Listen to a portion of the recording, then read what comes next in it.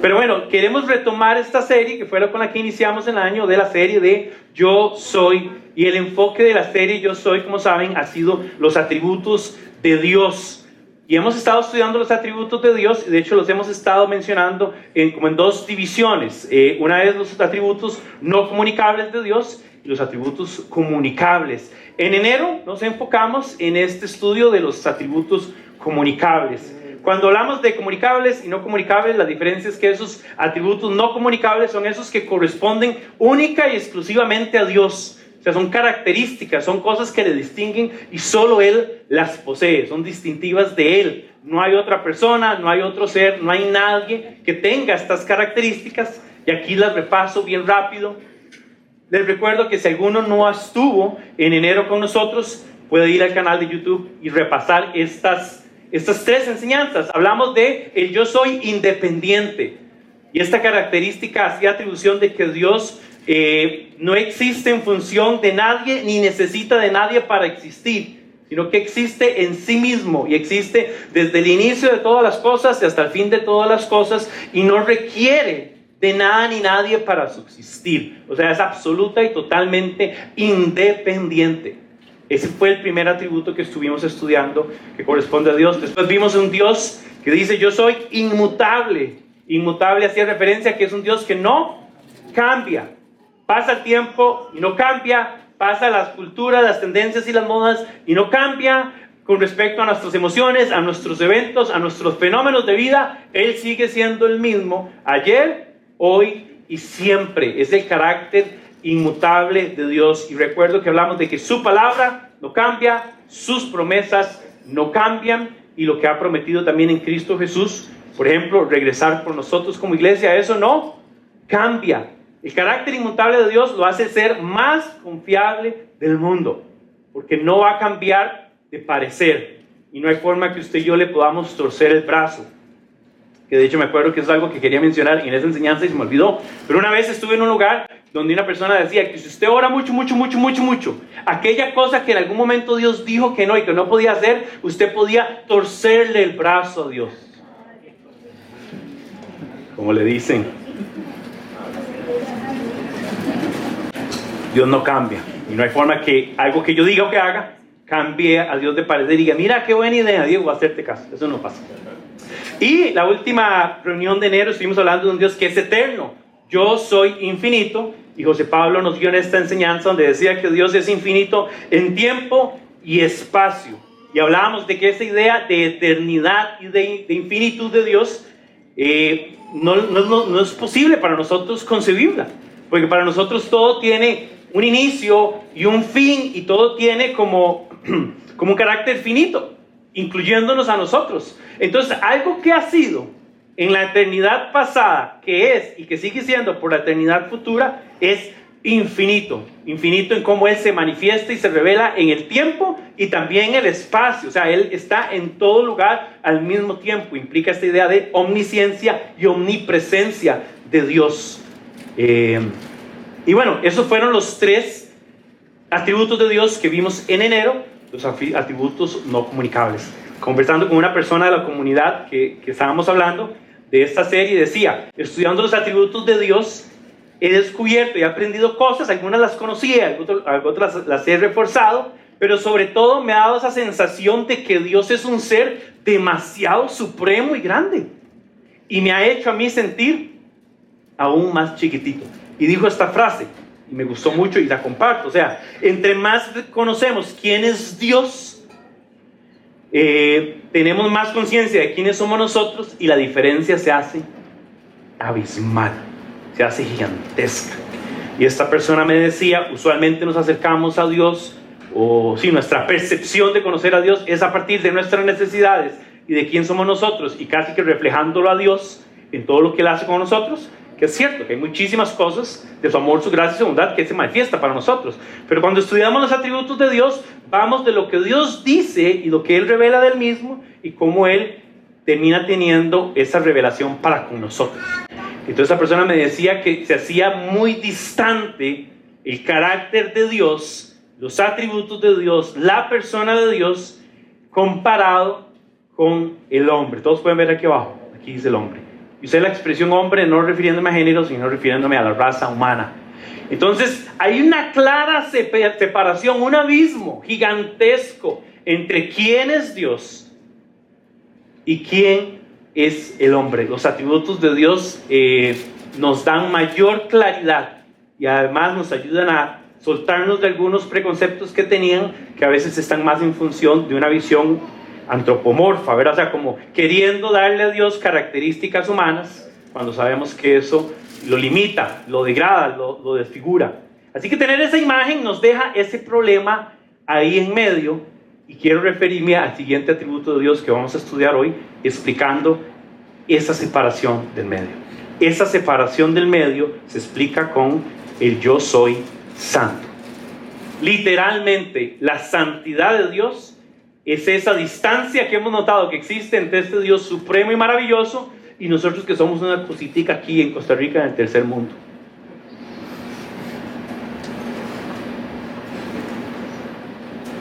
Tomando el texto que está ahí, la santidad es la distancia, la separación que hay entre Dios y el hombre.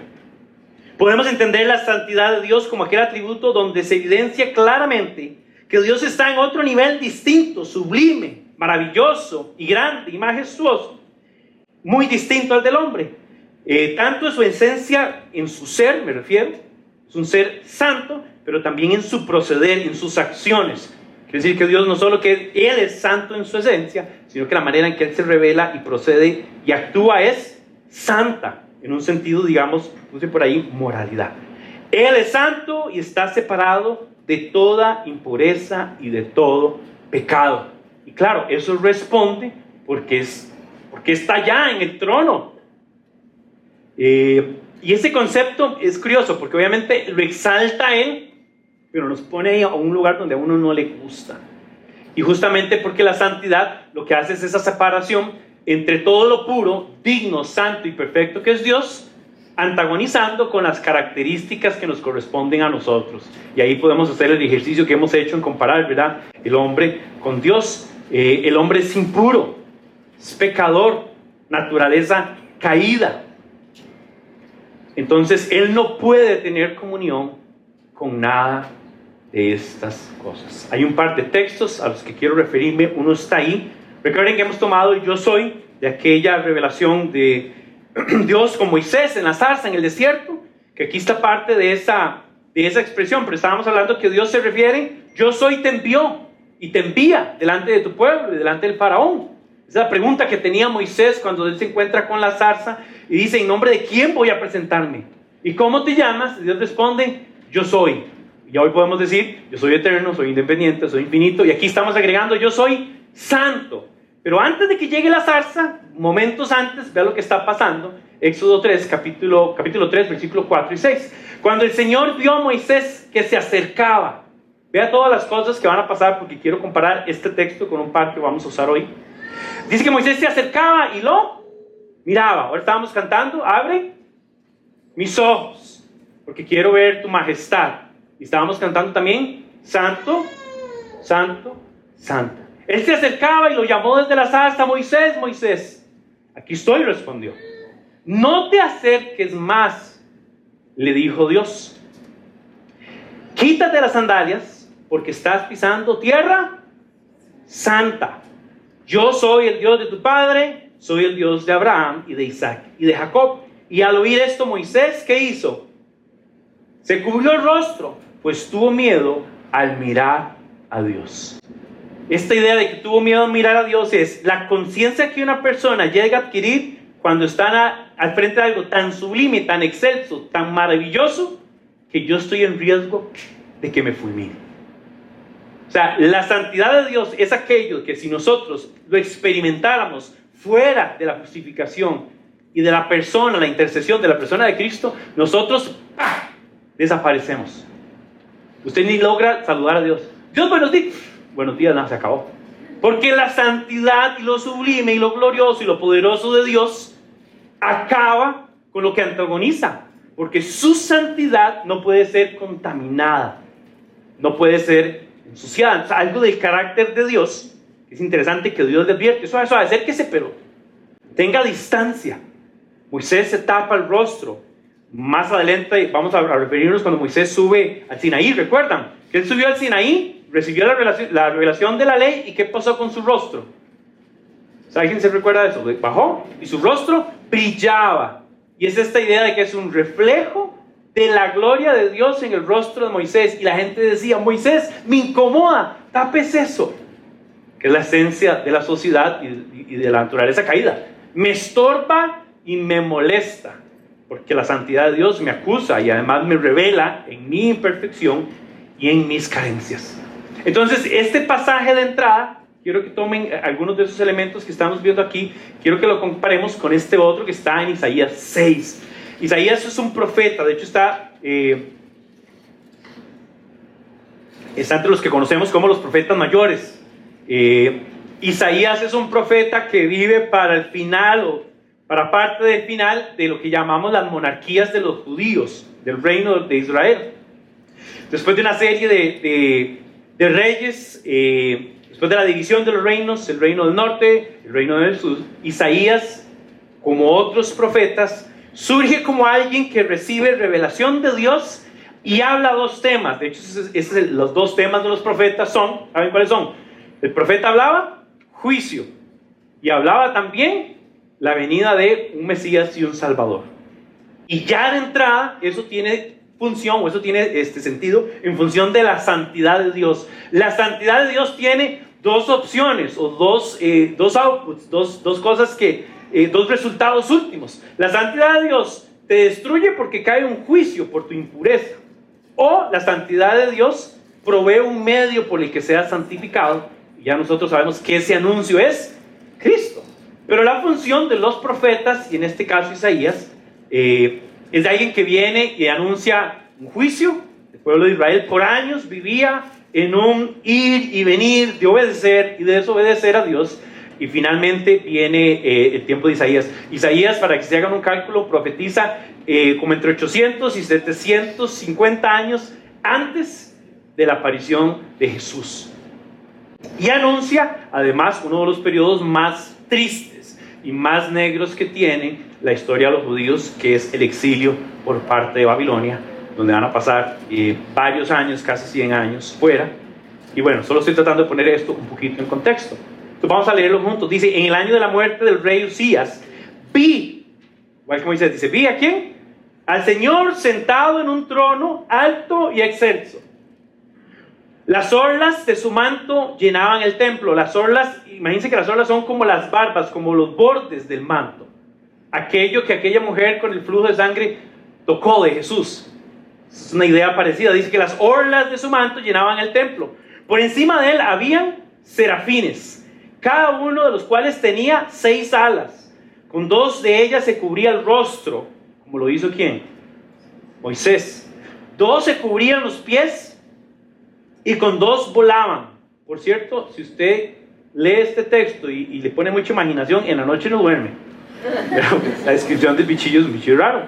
Y decían uno al otro, estaban los serafines y decían: Santo, Santo, Santo es el Señor de los ejércitos. Toda la tierra está llena de su gloria. La santidad de Dios lo que genera para todos los que están, y vamos a ver que los escenarios en los que Dios se manifiesta es un trono, con serafines, con ángeles, con gente en autoridad, y Él está en el centro, y todo lo que está en torno a Él es para que le dé gloria, porque un fin último de la santidad de Dios es que nosotros retornemos en gloria. Es que un ser tan perfecto, tan sublime y tan grande no puede recibir otra cosa que no sea gloria. A veces usted dice: es que yo hoy voy a orar a Dios y le tengo un reclamo. Si va a orar a Dios es para dar gloria. La gente que tiene reclamos y dice: Dios, vea, hice una listica porque enero está fea la cuesta de enero, ¿verdad? Dice que estaban dando gloria. Dice: toda la tierra está llena de su gloria. Al sonido de sus voces se estremecieron los umbrales de las puertas. Y aquí hay una idea como de que hay un temblor, hay una fuerza, algo que retumba. Dice: y el templo se llenó de humo. Tenga todos esos aspectos en mente, porque el humo, el temblor, la gloria, la gente cubriéndose, son elementos que vemos en diferentes escenarios bíblicos. Le voy a dar un ejemplo bien rápido: la transfiguración. Hay una nube, hay un humo en medio, hay un resplandor, algo resplandeciente, y estaba en el caso de Jesús, que vamos a ir a eso más adelante, pero en el caso de Jesús está en el centro, lleno de gloria, en su santidad, y además hay otros ahí que son, uno de ellos es Moisés, y el otro es Elías. Entonces es un cuadro, quiero que veamos esto y que lo llevemos a paralelos de escenarios bíblicos. Entonces grité, dice: ¡ay de mí, que estoy perdido! Soy un hombre de labios impuros y vivo en medio de un pueblo de labios impuros. Y mis ojos han visto al Rey, al Señor de los ejércitos. Es curioso porque está esta misma idea de taparse el rostro, cubrirse. Y la otra cosa que está en medio de eso, en el caso de Moisés, tal vez no se ve tan manifiesto. Moisés pone una excusa, ¿verdad? Que dice: yo no soy capaz, yo no soy bueno de habla. Que curiosamente muchos dicen que probablemente haya sido solo una excusa y que no sea algo realmente que él padecía, que finalmente vemos que él logra ejecutar todo lo que Dios le manda hacer. Yo no puse todo el pasaje ahí, pero solo quiero leer el 7 y el 6. Si usted trajo su Biblia, la puede seguir conmigo. Lo encuentro. 6:6 dice: en ese momento voló hacia él uno de los serafines y traía en la mano una brasa. Uno de estos ángeles, uno de esos serafines de 6 alas, voló a él, traía una brasa con unas tenazas que había tomado del altar. Con ella me tocó los labios y me dijo, esto es clave de entender, le dijo: mira, esto ha tocado tus labios, tu maldad ha sido borrada y tu pecado ha sido perdonado. Entonces, el escenario en el que Isaías está describiendo cómo Dios se revela es un escenario donde está Dios en gloria, en majestad, diciendo: yo soy santo. Isaías está diciendo: pobre de mí, porque ahora sí ya no la cuento más, porque él reconoce, esta es la parte clave, él reconoce que es una persona impura. Voy a repasarlo un poquito aquí. Y hay un reconocimiento de que eso que está pasando no debería suceder. Entonces, algo clave del pasaje, y que lo voy a retomar un poquito más adelante, es esta idea de esta brasa que toca los labios. ¿Qué hace esa brasa con él? ¿Qué dice? Le perdonó, le limpió, le purificó. Por eso les decía, ante la santidad de Dios solo hay dos opciones posibles: ser destruido por la impiedad y la impureza que nosotros representamos, o que haya un medio por el que podamos ser santificados. La idea de la santificación, también la vamos a ver más adelante, es que alguien me purifique de mi maldad, de mi condición. Pero bueno, solo para repasar un par de cosas aquí y no pasarlo por alto. Vean el escenario de un señor sentado en su trono alto, excelso. Esta expresión alto y excelso se repite múltiples veces. El trono de gloria, de poder. Hay unas palabras que dice alto y sublime, que es esta idea de la grandeza y de que él está en otro nivel. Habla de su manto que llenaba el templo. Quiero que aquí noten el templo, se menciona en esta parte de acá. Voy a poner el templo aquí, y el templo está aquí también, que llenaba el templo. Por encima estaban los serafines, que es interesante porque siempre hay alguien que es testigo de esa santidad y que está en función de esa santidad dando gloria. Ellos mismos se cubrían el rostro, como les decía, se cubrían el rostro. Y viene esta expresión majestuosa donde 3 veces se da el santo, santo, santo. Esto es conocido como el trisagio, la idea de que algo se ha mencionado 3 veces seguidas. Es un recurso narrativo o literal para enfatizar en algo. Es una manera de decir, ahora la gente escribe mensajes y en lugar de volver a poner la cosa, ponen X2, X3, ¿verdad? Cuando alguien dice, hay fiesta a tal hora, entonces tomamos de X2, X3. Bueno, este es un santo X3, elevado, ¿verdad? Es el superlativo, o sea, es santo, santo, santo. Esta misma expresión se encuentra en Apocalipsis 4, la misma idea de santo, 3 veces santo, que es curioso, no hay ningún otro atributo de Dios al que se le haga esa referencia del trisagio, bratisagio, esta idea de que se magnifique que hay una potencia máxima de la santidad. Hay una referencia a los ejércitos, y esto, yo no sé usted, pero nosotros vivimos en un país tan pacifista que siempre la idea del Dios poderoso y guerrero y de batalla de los ejércitos, siempre, yo no sé usted, pero a mí siempre me ha sonado como, bueno, no capto tanto eso. Y la razón es que en nuestro contexto no significa mayor cosa. Nosotros no tenemos ejército, y por más de 100 años, ¿no? Y no hemos vivido en una sociedad de mayor conflicto, ¿verdad? Y aquí es donde también hay que entender los elementos antropomórficos, o sea, las formas literarias en que tienen que describirse las cosas para que la gente que lo está escuchando tenga sentido. Bueno, pues en el tiempo de Isaías, si había algo, había guerras constantes, enfrentamientos, personas que iban y venían. Entonces la idea de hablar de que el Señor es el de los ejércitos, es el fuerte, no quiere dar necesariamente un sentido de un Dios violento, aunque esencialmente lo es, sí, pero lo que quiere decir es que es un Dios que tiene autoridad y poder. La gente que tiene mayor autoridad y mayor poder casi nunca ejerce violencia. A veces la gente más débil y con más carencias es el que tiene que recurrir a la violencia para ejercer su supuesto poder y autoridad. ¿Se entiende como el ejercicio? Para mí sería importante verlo, porque siempre la idea de los ejércitos y de los batallones y de la victoria y todo esto a veces no conecta, por lo menos yo personalmente, yo no esa parte no la cuadro. Pero hay que entender el por qué esta cosa se está diciendo. Dice, al sonido de sus voces se estremecieron los umbrales de la puerta del templo y se llenó de humo, que es esta parte que les decía, que sucede en varios momentos. Ahorita lo vamos a ver también. Él recibe esto, esta parte quiero que la recuerden. Ay de mí que estoy perdido. Esta es la expresión que nos pone en la dirección correcta con respecto a quién es Dios. Casi que esto es una conclusión en medio de lo que estamos viendo. Cualquier persona que reconoce esa carencia, esa incapacidad, que dice soy perdido, soy pecador, está dando un paso de fe correcto en la dirección correcta. Soy un hombre de labios impuros y vivo en medio de un pueblo de labios impuros. Es interesante porque él sabe, más que nadie ha sido testigo de un pueblo que ha sido infiel y ha sido idólatra por años. Dice, mis ojos han visto al Rey, al Señor. Entonces quiero ver algunas implicaciones de esto que ya estamos estudiando. La santidad de Dios es esa diferencia tajante, es ese espacio, esa separación tajante entre lo más puro y sublime y lo más indecente, inmoral e impuro, que es la humanidad. Esa es la santidad, es esa distancia. La palabra que usan en Isaías, esta que acabamos de ver, es Kadosh. Dice Kadosh, Kadosh, Kadosh, santo, santo, santo. Y el origen de la palabra, la raíz de la palabra Kadosh es este kat. Y este kat suena como cut del inglés, que es cortar, literalmente. Este Kadosh, por implicación, lo que significa es que cuando usted tiene un cuchillo súper filoso y hace un corte así muy preciso, y el corte lo que pretende que es separar. Entonces, entendiendo tal vez desde la raíz de la palabra,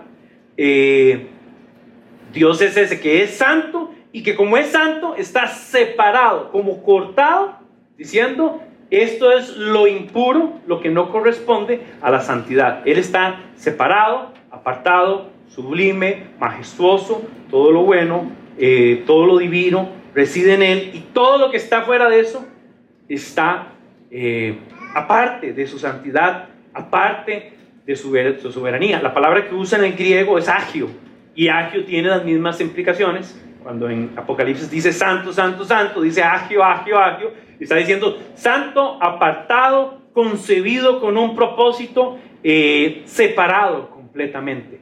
Que es curioso ver este concepto de separado, porque si usted hace una búsqueda, por ejemplo, en Google, y pone santo, ¿qué le sale en las imágenes? ¿Alguien ha buscado esto? Le salen un montón de chavalos con sotanos, como la cosita aquí, la verdad. Y gente, es interesante, porque la santidad, el concepto esencial cultural de la santidad, es como este ejercicio de gente buena, ¿verdad? Gente apartada, pero siempre en un ejercicio ritual y en un ejercicio religioso. Y la otra cosa es que nos salen cosas que son santas: el templo, Tierra Santa, y aquello santo y el otro santo. Entonces, algo interesante del concepto de santidad es esta idea de que es cortado, separado, aparte de, que tiene que ver con quién es Dios en su esencia, santo, pero también en su proceder, en santidad. Entonces, ¿qué implica esto? Quiero referirme ahora a la ley. Hablamos de Moisés, hablamos ahora de las profecías en Isaías, y quiero regresar otra vez a la ley que tiene que ver con el contexto de Moisés. En el contexto de Moisés, voy a abrir la aplicación. Si alguno no lo está siguiendo y quiere seguir la enseñanza, puede hacerlo en la aplicación de la Biblia para ir siguiendo los otros textos. No los voy a tener en pantalla, pero los voy a tener aquí. Entonces, la santidad de Dios revelado en la ley. Y como saben, la ley son más de 600 mandatos que Dios dio, que reveló a Moisés mientras ellos iban en el éxodo escapando hacia la tierra prometida. Y literalmente, escuche esto, la ley es como Dios tipifica y dice: si yo soy un Dios santo, la ley es lo que les indica a ustedes cómo referirse a mí, cómo acercarse a mí. Y no solo eso, implica cómo se van a relacionar entre ustedes, implica cómo van a hablar, con quién se van a casar y con quién no se van a casar, implica qué vas a comer, qué vas a vestir, implica todas las festividades, implica todo lo que tienes que hacer en torno al Dios santo. O sea, en resumen, la ley entera está en función de que Él es santo y se revela. Y usted lee la ley y habla de cómo tenías, por ejemplo, creo que el Levítico 11, como del 10, 11, 12, habla de las enfermedades cutáneas y habla de la lepra. Y habla cómo tienen que cuidarse y cómo tienen que apartarse, porque si alguien en el pueblo está impuro, no puede participar del rito de los judíos. ¿Ven cómo funciona? Todo está en función de la santidad de Dios. Leyendo Levítico con ustedes, 19, del 1 al 2, literalmente. El Señor ordenó a Moisés que hablara con toda la asamblea de los israelitas y dijera: sean santos porque yo, el Señor, su Dios, soy santo. Toda la ley estaba en función de que ellos tuvieran la capacidad ritual de participar y acercarse a Dios. ¿Se imagina? Todo tenía que ver con que estuvieran ritualmente puros, que ese es el concepto que quiero enfatizar aquí. La ley lo que hacía era que la gente pudiera estar ritualmente puro para participar de una serie de actividades, de tradición, de rituales que estaban en torno, número 1, a la ley, y número 2, ¿de qué? Del templo. Entonces, la ley es referencia, la ley habla de la santidad de Dios y tiene como propósito último que Dios sea conocido como el Dios al que se le acerca, pero no como quieres, ni cuando quieres, ni en el momento que quieres, sino con una exigencia y una demanda específica. ¿Qué pasó con la ley? ¿Cuántos judíos cumplieron la ley? Completamente. Solo uno. ¿Cuál es el único judío que cumple la ley a cabalidad, todos los aspectos de la ley? Jesús. Quiere decir que Jesús, ya esto es un spoiler, muere y resucita. Y todo el mundo, ya sabían. Quiere decir que Jesús es el único que, en cuanto al Dios revelado santísimo, Él cumple esta demanda de la ley. Eso quiere decir que Jesús es santo. Pero bueno, la ley nos lleva al otro tema que va de la mano con el tema de la santidad, que es el templo. Volviendo al Éxodo, ellos reciben la ley y mediante están ahí en el tiempo de los 40 años en el desierto, en el Éxodo, viene revelación también que tenía que ver con el templo, que en aquel momento era llamado tabernáculo. Toda la dinámica del tabernáculo, inclusive su arquitectura, los 70 postes, las lonas y las pieles y todos los elementos tenían que ver con la santidad de Dios, lo sublime de Dios. El tabernáculo es un prototipo de lo que iba a ser el templo, que es Salomón el que llega a cumplirlo en pleno. O sea, es el que llega a construir y el que manda a hacer todos los utensilios y todas las cosas que tenían que ver. La ley y el templo están intrínsecamente en función uno del otro, ¿verdad? Por eso la gente dice, los judíos pueden ejercer en pleno su religión, y la única respuesta correcta para eso es no, porque no hay templo. Entonces, si no hay templo, no hay sacrificios. y cuál sacerdote está entrando a interceder. ¿Sí se entiende eso? No hay. La ley habla de la santidad y el templo habla de la santidad de Dios. Tengo un pasaje aquí súper interesante porque es la consagración del templo. O sea, después de que Salomón, que esta es la época más dorada de las monarquías, de la monarquía judía. Recuerden que el primer rey es Saúl. Era el que parecía, tenía porte de rey, pero no era el que correspondía. Y después vino ¿quién? David, que era el que no tenía como mucha facha, pero ese era, ¿verdad? El que nadie pensaba, pero ese era, termina siendo el más querido, más reconocido, más grande rey de Israel. Él tiene este deseo de construir el templo y establecerlo en Jerusalén. Recuerden que toda la idea del templo es que había un lugar en donde Dios residía y él quería estar en medio de su pueblo. Entonces el pueblo podía ser santo si permitía a Dios vivir en medio y si todos podían estar en función de ese Dios. Por eso el Dios santo tiene que revelarse de esta manera para que haya algún vínculo. Ahora, ese vínculo era impersonal y de corte ritual. O sea, quiere decir que ningún judío llegaba a hablar de ¿qué tú? ¿Cómo amaneciste? ¿Cómo estás? No. Era un rito que tenía que seguir una serie de exigencias y finalmente era solo una persona la que llegaba al lugar, ¿cómo se llamaba? Lugar santo y lugar santísimo, para que a nombre o en representación o como intercesor del pueblo se presentara. Es interesante que Isaías habla de que no solo él es de labios impuros, sino que su pueblo. Es interesante porque algo de la maldad y del pecado y de la impureza es que tiene que haber una conciencia plena de mi realidad, pero también tiene que haber una conciencia de que nosotros todos estamos en esa categoría. O sea, por decirlo así, aquí todos estamos sentados y todos somos igual de malos. Y si hay alguien que se siente muy malo, alíviese, usted es igual de malo que yo. Pero qué salvaje.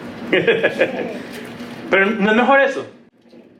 Si todos somos malos, todos ocupamos la misma dádiva del cielo, que es Cristo. Pero bueno, en ese contexto, Salomón está por inaugurar, era aquella fiesta y aquella cosa, y quiero que lean ese relato conmigo. Eso está en Primera de Reyes. Vamos a leer casi todo, unos cuantos versículos.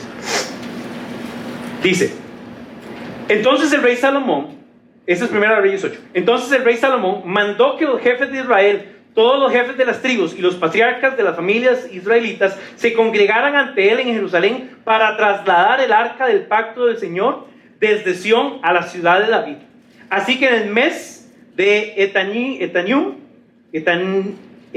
sí, durante la fiesta del mes séptimo, todos los israelitas se congregaron ante el rey Salomón. Cuando llegaron todos los jefes de Israel, los sacerdotes alzaron el arca y entonces los sacerdotes y los levitas trasladaron el arca del Señor junto a la tienda de reunión y con todos los utensilios que son sagrados que había en ella.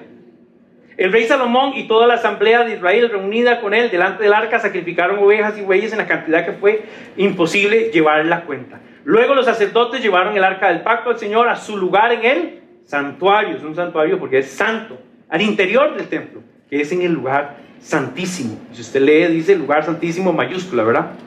Y lo pusieron bajo las alas de los querubines. Curiosamente, la misma imagen, otra vez volviendo a los escenarios que vemos en Isaías y que veremos también en Apocalipsis. Con sus alas extendidas sobre el altar, los querubines cubrían el arca y sus varas. Las varas eran tan largas que sus extremos se podían ver desde el lugar santo, delante del lugar santísimo, y aunque desde afuera y ahí no han permanecido hasta hoy, o han permanecido hasta hoy. En el arca solo estaban las 2 tablas de piedra de Moisés que habían colocado en ella en Horeb, desde donde el Señor hizo un pacto con los israelitas cuando salieron de Egipto. Cuando los sacerdotes se retiraron del lugar, ¿qué pasó? La nube llenó el templo. Por causa de las nubes los sacerdotes no pudieron celebrar el culto, pues toda la gloria del Señor había llenado el templo. Y entonces Salomón declaró: Señor, tú has dicho que habitarías en la densa oscuridad de una nube, pero yo te he construido un excelso templo, un lugar donde habites para siempre. Entonces la idea del templo era un lugar donde Dios podía habitar, y a través de la ley y todo el ejercicio sacerdotal podían tener esa dinámica ritual y religiosa con respecto a este Dios santo. Es decir, que la ley habla de la santidad de Dios el templo habla de la santidad de Dios. Hay una parte en la que Jesús está discutiendo con unos fariseos y Jesús le dice, destruyan este templo. ¿Se recuerdan? Y ellos se escandalizaron. ¿Cómo es posible? Si lo construyeron durante 45 o 46 años, inclusive con esfuerzos y con soporte romano. Herodes había participado de esta construcción. Y Jesús le respondió, destrúyanlo y yo lo levanto, lo edifico en 3 días. Y ahí estaba haciendo una comparativa y un tema transicional. Lo que estaba diciendo es, si este era el lugar de rito, si este era el lugar dedicado, ahora yo soy el que viene a hacer ese templo. Por ende entramos al tercer aspecto aquí riquísimo, que es Cristo mismo como esa última manifestación plena y llena de la santidad y la gloria de Dios. Jesús hace algo interesante porque lleva a cumplimiento pleno la ley. Todos los artefactos y todos los utensilios que estaban en el templo hablaban de la gloria y de la santidad de Dios y tenían que ver también con Jesús, como los panes de la proposición, ¿se recuerdan? Estaba el lugar donde se lavaban las manos, estaba el lugar del sacrificio, estaba el lugar, estaba el lugar del incienso, ¿recuerdan? ¿Qué tenía que ver el incienso? El incienso es esta relación de que ante la santidad y la gloria de Dios tenía que haber un olor fragante, que tenía que ver con la adoración y con la exaltación. Claro, la santidad y la gloria de Dios, lo único que pide del hombre es adoración y exaltación y gloria. Tenía que ver con eso. Y algo precioso en Cristo es que todo lo que Él es y hace viene a cumplir todo lo exigido aquí y todo lo mostrado aquí. Entonces, para explicarlo bien rápido, Jesús cumple la ley y Jesús lleva a pleno cumplimiento todo el ejercicio sacerdotal y ritual y sacrificial del templo. Porque Él es el Cordero, perfecto, limpio, santo, que se dio para que entonces no sea necesario más sacrificio, ni que sea necesario otro ejercicio sacerdotal, sino que en Él toda la santidad de Dios está manifiesta y algo riquísimo, poderoso y maravilloso, que hay un montón de pasajes que podría usar para referirme a esto, se cumple en Él. Voy a leer uno que está en Lucas capítulo 1, versículo 35, dice, el Espíritu Santo vendrá sobre ti y el poder del Altísimo te cubrirá con su sombra. Así que el santo ¿qué? El santo niño va a nacer y lo llamarán Hijo de Dios. O sea, desde que el ángel Gabriel anunció el nacimiento de Jesús, dice, este hombre es santo, el Hijo del Altísimo, el que viene con poder y viene con autoridad. Hay un pasaje, este es Juan 5, Jesús va a una de las fiestas de los judíos, esta era una Pascua, y al lado atrás del templo había un estanque que llamaban el estanque de Betesda, y ahí tenían a todos los enfermos echándose agüita ahí, porque había una creencia para ellos que el agua hasta el día de hoy tiene esta calidad de sanadora, ¿verdad? Pero había un estanque ahí donde gente lisiada, enferma, con padecimientos, estaban en un estanque. Y presuntamente cada cierto tiempo bajaba un ángel y alguna gente era sana.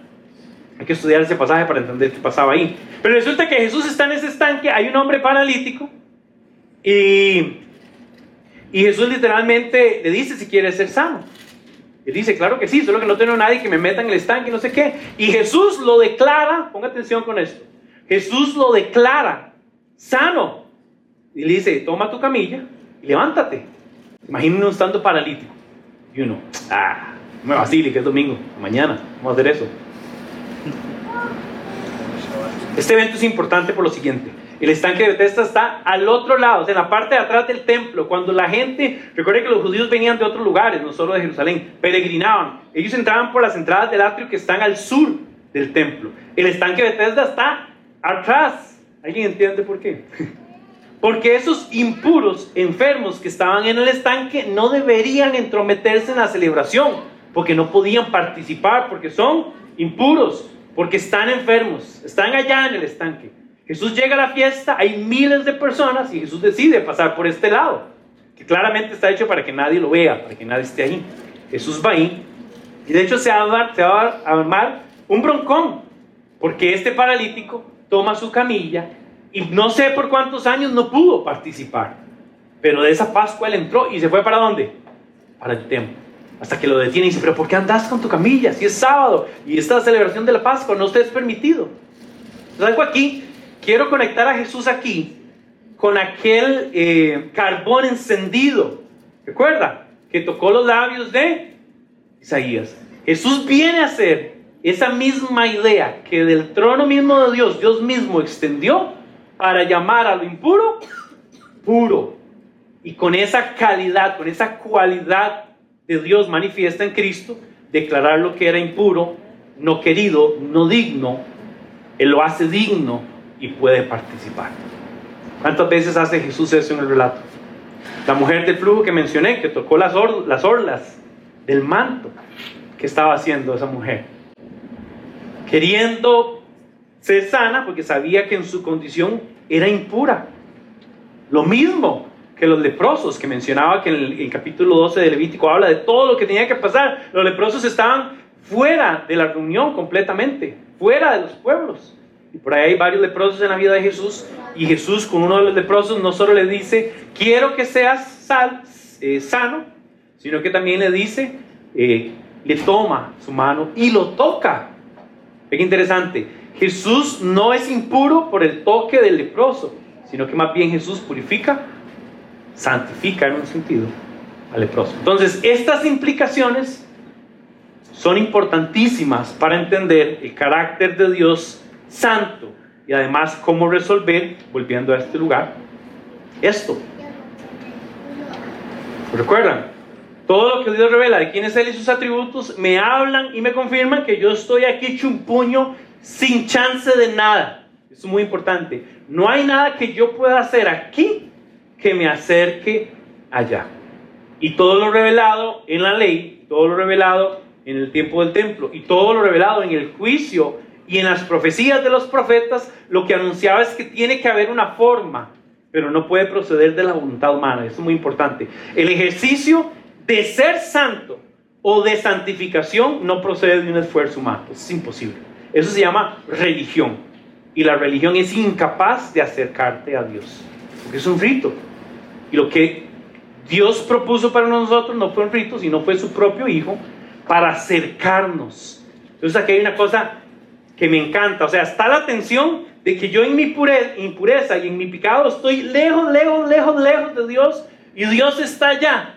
Pero esa distancia abismal es la misma que recorre Cristo para encontrarse con una humanidad caída. Por eso dice que Dios se encarnó, el misterio de la encarnación. Y se hizo hombre y habitó en medio de nosotros. Y el texto que me encanta en Juan, este es capítulo 1, versículo 12. Dice que Jesús vino y puso su tienda. ¿Sabe por qué dice su tienda? Porque dice que habitó.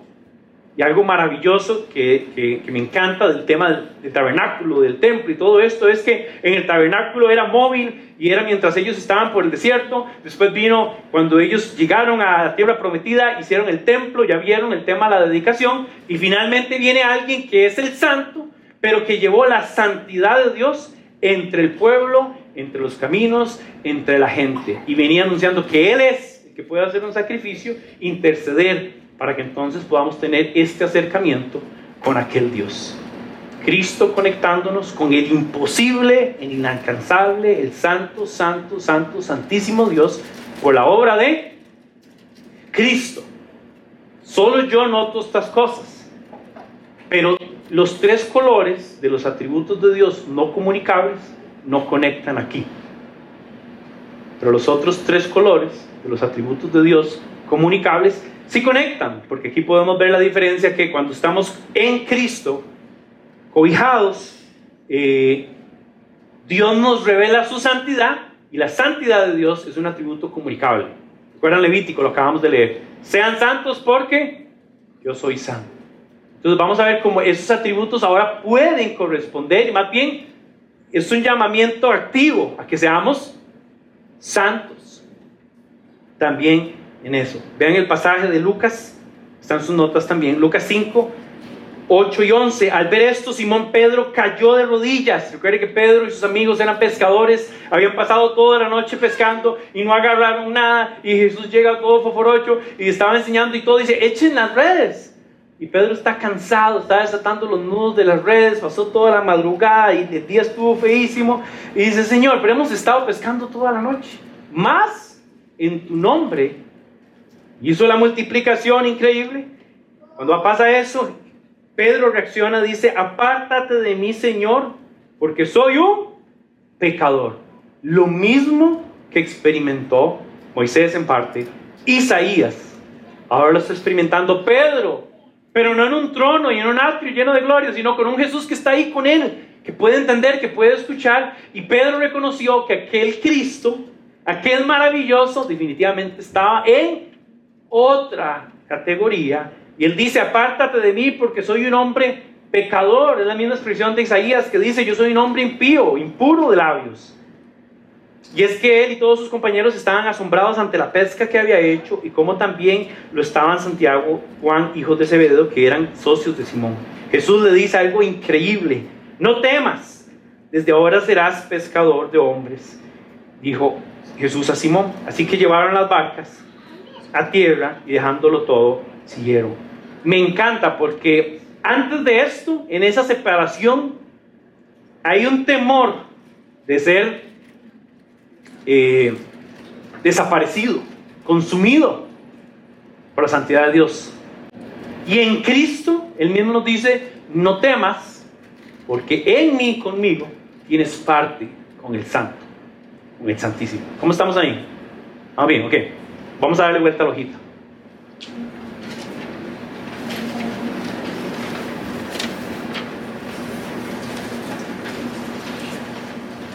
La santidad de Dios tiene que ver con ese abismo que gracias a Cristo hoy podemos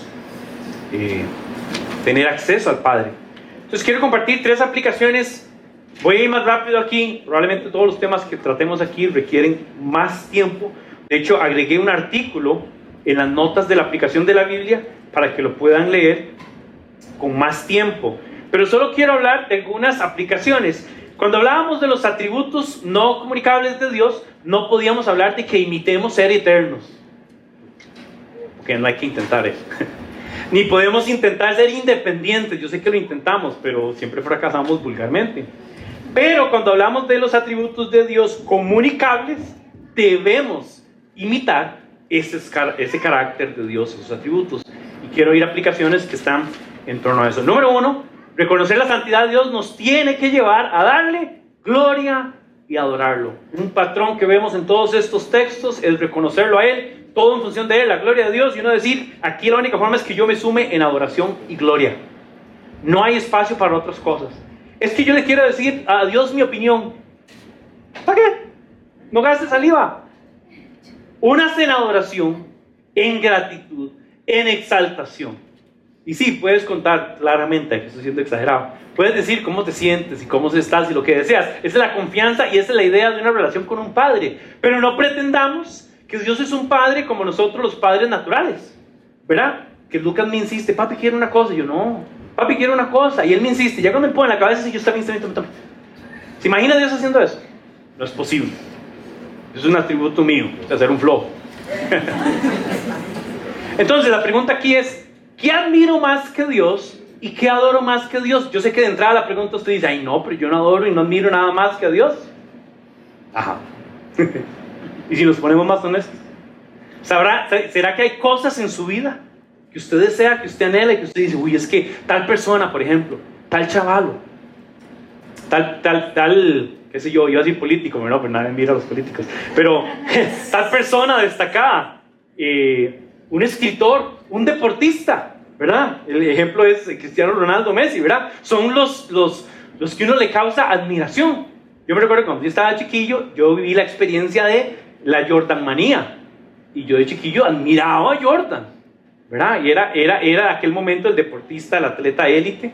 Pero a mí me ha pasado también con artistas. ¿A alguien le pasa también? Que admira gente que canta o gente que escribe. Y es interesante porque uno diría: no, pues es que no compite. Pero es que quizás sí. Es más, quizás es la carrera que tienes, que esas son las cosas por las que estás luchando. ¿Sabe por qué uno puede evaluar esas cosas? Porque las cosas que admiras, que quieres y que deseas, por lo general son las que te toman más tiempo y más dinero. Ahí está tu corazón. ¿En qué estás tomando la mayoría de tu tiempo? ¿En qué está tomando la mayoría de tu dinero? ¿Y tus relaciones están en función de qué? Eso habla de tu nivel de adoración con respecto a este Dios Santísimo. Quiero compartir bien rápido, voy a poner un poco más acá, 4 cosas rápidas para aplicar aquí. Ojalá pueda escribirlas. Número 1, debemos conocer la santidad de Dios. Nadie puede adorar a un Dios santo que no sabe que es santo y que no conoce. Número 2 es adorar su santidad. O sea, yo necesito conocer su santidad para adorar. Número 2, su santidad. Número 3, alabar su santidad. Y por último, entonces, vivir en santidad. Ven, la progresión es conocer, adorar, alabar y vivir su santidad. ¿Por qué lo estoy poniendo en este orden? Porque no puedo adorar lo que no conozco. Debo conocer de la santidad de Dios para poder adorar. La adoración está asociada con exaltar a Dios por lo que Él es. Adorar. Pero alabar a Dios es alabar por lo que Él hace. Yo necesito distinguir entre lo que Dios es y lo que Dios hace. Y en las dos cosas muestra que Él es santo y todo lo que Él hace es santo. Adoración y alabanza. Pero es que yo creo que la adoración y la alabanza es una canción. No, no y no. Soy como el profesor Girafales. Mis hijos descubrieron el Chavo. Grave error.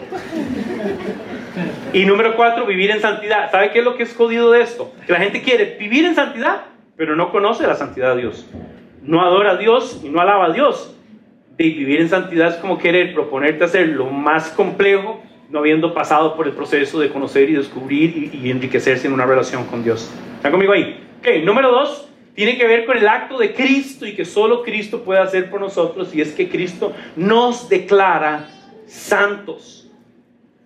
Él nos declara, y aquí con este concepto, volviendo a esta brasa que toca los labios de Isaías y volviendo al toque de Jesús, el sacrificio de Jesús, la muerte y la resurrección, lo que hace es que cualquiera de nosotros que cree en Él, en ese sacrificio, en esa obra, es posicionado, o sea, es sacado de esa esquina que yo ponía ahí y lo pone en un lugar de santidad. ¿Sabe qué hace Jesús? Lo aparta, corta en fino y dice: este es mío. Y aquí hay algo maravilloso. Dios le dijo a Moisés: quítate el calzado porque la tierra es santa, ¿verdad? Después escuchamos por ahí, en el lugar sagrado, los utensilios sagrados, y aquí es algo importante. Para que algo sea santo es que pertenece a Dios, que Dios lo tomó como suyo. Quiere decir que en Cristo el Padre nos está reclamando suyos y que ya no nos poseemos a nosotros mismos, sino que somos de Dios. De hecho, hablamos de la adopción, ¿verdad? Entonces, quiero leer 1 Corintios 6:11. Dice: pero ya han sido, ojo, lavados, que implica limpiados de la impureza, santificados y justificados en el nombre del Señor Jesucristo y por el Espíritu de nuestro Dios. O sea, en Cristo estamos limpios, purificados, llamados, adoptados, justificados, protegidos, preservados. Todo por la acción de la gracia y la misericordia de Dios a través de la persona de Jesús. Y todos decimos amén, porque no hay nada que yo pueda hacer para autolavarme, ir a la fuente aquella, tomar agua de no sé qué, no vaya. Quien purifica es Cristo, porque es el único que procede del cielo y tiene esa capacidad, no solo por lo que es y lo porque dice, sino por todo lo que efectuó a favor de nosotros. Él es el Cordero, Él es sacerdote, Él es el templo, Él es la propiciación, Él es la muerte y es la vida eterna que Él mismo nos promete. La pregunta aquí es: ¿estoy confiando plenamente en ese sacrificio? ¿Estoy confiando? O a veces tengo dudas. ¿Será que lo hizo bien? ¿Será que ocupo algo más? Y viene esta tentación posmoderna de la iglesia de: sí, está bien Cristo, pero algo más. O sea, seamos cristianos, pero seamos también platudos. Es Cristo y algo más. Pareciera que Cristo no es suficiente. Seamos cristianos, pero populares, ¿verdad? O seamos cristianos, pero vintage, cool. Póngale a todas las fotos un filtro de ahí, que diga que somos muy cool. A Dios no le importa si usted es cool o no. Es más, para Dios todos nosotros somos no cool y anticuados. ¿Se imagina? El Dios Santo Todopoderoso, impresionado, como, uy, ve qué chido como viste. Pues, vean acá, llamando a los serafines y a los arcángeles. Quítese las alas de los ojos, vean. Vean qué chido a ellos. ¿Se imaginan la humanidad pretendiendo sorprender a Dios? Qué ridículo. Yo creo que lo que hay que hacer es confiar en la obra de Cristo. Y Él me declara santo. 3 cosas aquí. Él nos limpia de impureza, o sea, del pecado. Nos justifica del pecado. Significa que nos limpia del pecado y nos justifica del pecado que hemos cometido y que vamos por cometer. Y nos adopta, nos hace suyos. Y esta es la parte donde Él dice, esta tierra es santa, pero no es un atributo de la tierra, es que es mía. Y ese templo es santo y los utensilios son santos, pero no es un atributo de esas cosas, sino que es porque son de Él. Nosotros pertenecemos y somos hijos de Dios. Y como somos de Él, somos santos. La distinción es que no es un atributo mío, es porque Él me reclamó como suyo en Cristo Jesús. Lo que me queda a mí es confiar plenamente en eso. No está fácil. O sea, pasar de aquella separación terrible a esta realidad está fácil. Eso es lo que llamamos la santificación posicional. Él nos cambia de estar apartados, ahora estar apartados en Él y para Él. Jesús oraba por sus discípulos y dijo, no les pido que, ¿qué decía? Que los quites del mundo, sino que los protejas, que los guardes, que los santifiques. Lo que está diciendo es que la separación no es un aspecto físico. No es que los cristianos tenemos que andar por un lado y los impíos por otro, los no creyentes por otro. No, más bien es requerido que vivamos en medio para hacer luz y ser testimonio de ese que santifica. Y número 3, tiene que ver con el concepto de santidad, pero en el proceso, lo que se llama como la santidad progresiva. O sea, estamos constantemente siendo transformados. 1 Corintios 3:18 dice, así todos nosotros que con el rostro descubierto, aquí está haciendo una referencia de quién, de Moisés, que se tapaba el rostro, dice Pablo, no, ahora nosotros con el rostro descubierto reflejamos como en un espejo la gloria del Señor y somos transformados a su semejanza con más y más gloria por la acción del Señor, que es el Espíritu.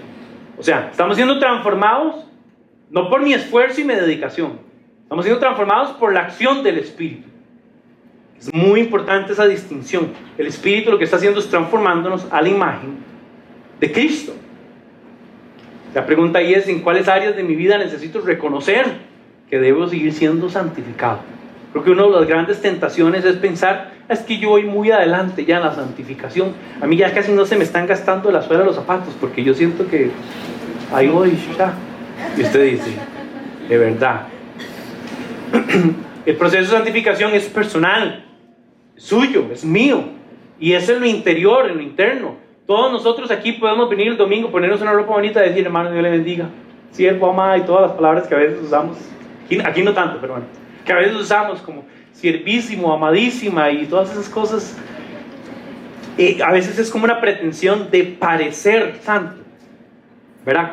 Como si yo lo convenzo a usted de que yo soy más santo que usted me escucha más, me pone más atención. Pero si yo le digo que somos igual de santos, me pone igual atención. Y que el sacrificio de Cristo lo fue igual para usted como fue para mí. Y que usted está en un proceso, como yo también lo estoy en un proceso, en cosas en mi vida, cosas personales, cosas emocionales, cosas mentales, experiencias. Es más, estoy acarreando quizás las consecuencias de pecado pasado, mías y de otros. No estamos todos ahí, luchando con quién somos y quién pretendemos ser y quién queremos ser. Ese es el proceso en el que tengo que recordarme que yo ya soy santo por lo que Él dice que yo soy. Pero además yo sé que hoy Dios quiere hacer algo conmigo, porque yo a veces ni yo me soporto.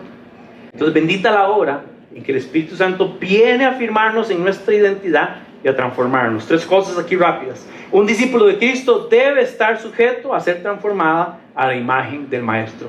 Toda la idea de un discípulo es que el discípulo se negara a sí mismo para seguir la forma de pensar y la forma de vivir de su Maestro. No podía ser una cosa y la otra. En aquel tiempo los discípulos no eran como, yo voy a escuchar al Maestro y voy a aplaudir al Maestro, pero yo no voy a ser como el Maestro. Si no, no funciona. El Maestro decía, no puedes seguirme. Es que el que me sigue tiene que escucharme, tiene que obedecerme y tiene que ser como yo. Quiere decir que la exigencia es alta si el modelo es Cristo. Número 2, el Espíritu Santo es ese ente que nos está transformando constantemente. Y 3, debemos someternos a la santificación cada día. Yo puse ahí en obediencia.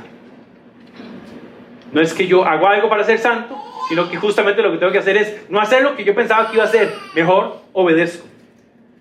En la manera en que trato a mi esposa, necesito obedecer en cómo Dios me ha enseñado que debo tratarla. Igual a la hora de criar a mis hijos y a la forma en la que me conduzco en el trabajo y la que estoy con mis compañeros de trabajo o en cualquier otro ambiente. ¿Cómo estamos ahí con eso? 3 aplicaciones, como les dije, son cosas grandes. Obviamente el reto de vivir es reconocer en Cristo el único medio para tener vínculo con este santo, 3 veces santo. Ser testigos de su gloria y unirnos a ese coro de adoración, de exaltación que hemos visto en todos los relatos que hemos estado viendo esta mañana. Ojalá puedan buscar, ahorita no nos va a dar tiempo, pero puedan buscar el de Apocalipsis 4, que hace referencia a la misma idea. Interesantemente, el que está aquí de rodillas, el que está viendo todo, es Juan. Vimos a Isaías, vimos a Moisés, vimos a Pedro. En el caso de Apocalipsis es Juan. El que está viendo el trono, está viendo la gloria, viene esta declaración, el santo, santo, santo, santo. Así que el reto es contemplar ese atributo de Dios, vivir con certeza la santidad posicional, someternos al proceso de la santidad progresiva, en ese proceso que vamos, y añadir aquí algo para los que somos papás o los que somos tíos, abuelos, pero en función de compartir en nuestros núcleos. Mostremos a nuestros hijos vidas que están siendo transformadas y no solo actos de moralidad o de aparente santidad. Esto es un reto grande, porque a veces yo pienso como papá, necesito no equivocarme delante de mis hijos para que ellos logren hacer sus cosas, ¿verdad? Ese sería el punto de partida, pero es que no se puede. Es más, si en algo uno se va a tropezar y se va a equivocar, es siendo papá, porque nunca lo he sido. O sea, lo estoy siendo, lo estoy aprendiendo. Y aquí el reto es, ¿cómo puedo ser vulnerable en decirle a mis hijos, mira, lo que hay que hacer y lo que hay que pensar es esto y esto y esto? Yo estoy aprendiendo también y me equivoco. Es más, me he equivocado como vos en esto. ¿Okay? Y yo creo que es el reto de ser más vulnerable y ser más aterrizado en decir, yo soy papá y soy autoridad, pero también estoy en el proceso de ser santificado. ¿Por qué no me ayuda? ¿Por qué no me ayuda? ¿Por qué no nos ayudamos? Y ese es un proceso más genuino, me parece, de la santidad. Cierro con esto. Levítico 19 decía, sean santos porque Dios es santo. En el contexto de Levítico, ¿eso es? Imposible, díganlo conmigo. En el contexto de Levítico, en la realidad, en el momento espiritual, es imposible. Pero gracias al apóstol Pedro, que estudiamos el año pasado, yo creo que aquí es primera de Pedro. Viene esta declaración y él la retoma y dice, más bien ustedes sean santos en todo lo que hagan, como también es santo quien los llamó. Pues está escrito, Levítico, sean santos porque yo soy santo, ya que invocan como Padre al que juzga con imparcialidad las obras de cada uno. Vivan con temor reverente mientras sean peregrinos en este mundo. En esta realidad esto es posible, en Cristo. En la ley era una lucha constante por un ejercicio ritual. Hoy por hoy no nos sometemos a un rito, no nos sometemos a tradiciones, nos sometemos a Cristo. Y ya que Él en su gracia y su misericordia nos ha declarado santos. Así que la persona que está a su lado, si es una persona creyente en Jesús, nacido de nuevo, es santo. Pero usted dice, pero es que jode mucho, pero es santo. tal si nos ponemos de pie y oramos esta mañana? Y voy a pedirle tal vez a Jairo si me puede ayudar queremos cerrar orando por sus hijos. Entramos con el ciclo lectivo mañana para muchos de ellos. Entonces, si puedes decirle a los chiquillos si están listos, me avisas. Nosotros vamos a orar y varias cosas que quiero que hagamos en la oración. El número 1 es: montemos nuestro escenario de trono de gloria en su mente. Cierre sus ojos y usa su imaginación. Es Dios santo, 3 veces santo, en una gloria sublime, imponente, perfección en todo lo que es y en todo lo que hace. Todo a su alrededor está enfocado en Él y uno está ahí en medio. Y uno tal vez está solo y dice: pero ¿cómo llegué aquí si está esta gloria solemne? Si está este poder, me va a destruir. Su pureza, su grandeza, su bondad, sus virtudes. Y de repente, en medio de eso que estás imaginando, alguien te toma la mano y es Cristo y dice: yo te traje y te puse delante del Padre, así que no llegaste aquí solo, ni por tus méritos.